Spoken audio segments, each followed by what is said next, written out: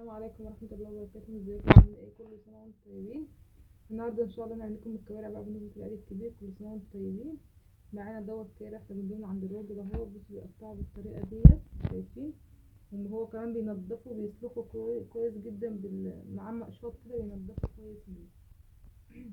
ومعانا هنا اهو غسلناه كويس تمام. هنقع في شوية خل صغيرين، وممكن تعملوا كده هو مش مستاهل اصلا، بسم الله ما شاء الله والله ما ليه ريحة ولا اي حاجة. معانا بقى هنعمله ازاي. معانا هنا الثوم هندقوه. الثوم يربي يعني يكون احسن يكون صابح، لو مش موجود تمام ينفع برضك المتفرج.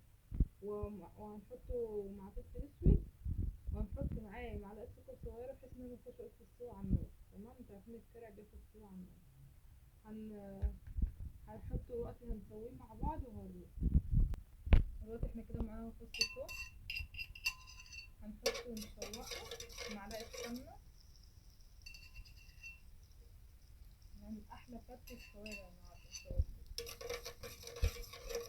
هنشوحه كده الثوم ونحط نديله صدمه بالكرع بتاعنا، ونحط ميه غلينا في الغلايه عشان برضك مناخدش وقت، نوفر شويه في المجهود اللي احنا بنبقى فيه والحاجه تبقى متوفره شويه. هنحط يتشوح كده الثوم اهو، شايفين؟ يبقى يا دوبك بس يعني يتشمع كده. هنحط معلقه فلفل اسود معاه،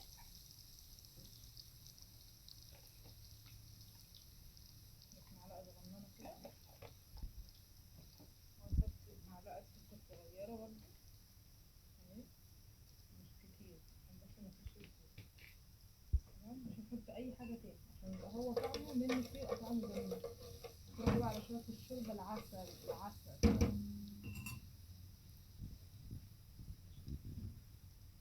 هنحط كده اهو.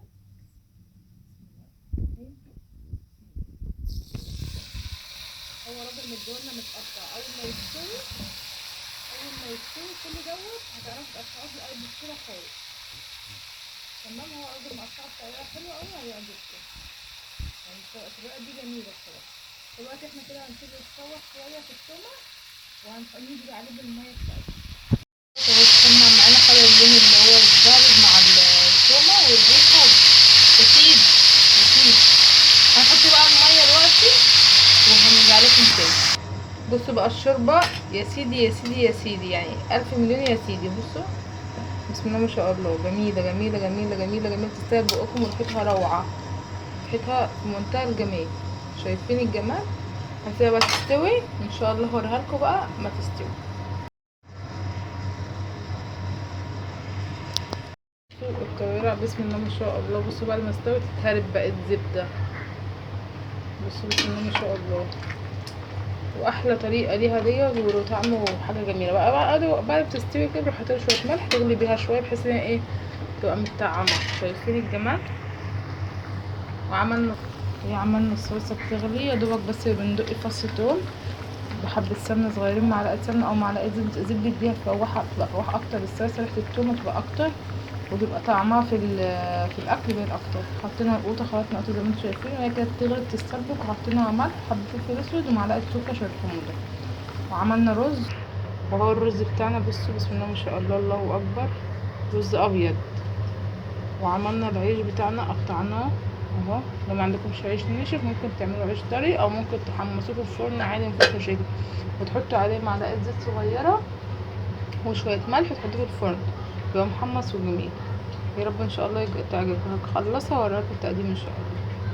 الشوربه بصوا الشوربه تبقى عايمه فيها كده اهوت، وبنحط عليها الرز كده. احنا حطينا الرز، بصوا الرز واحده بوحدتها.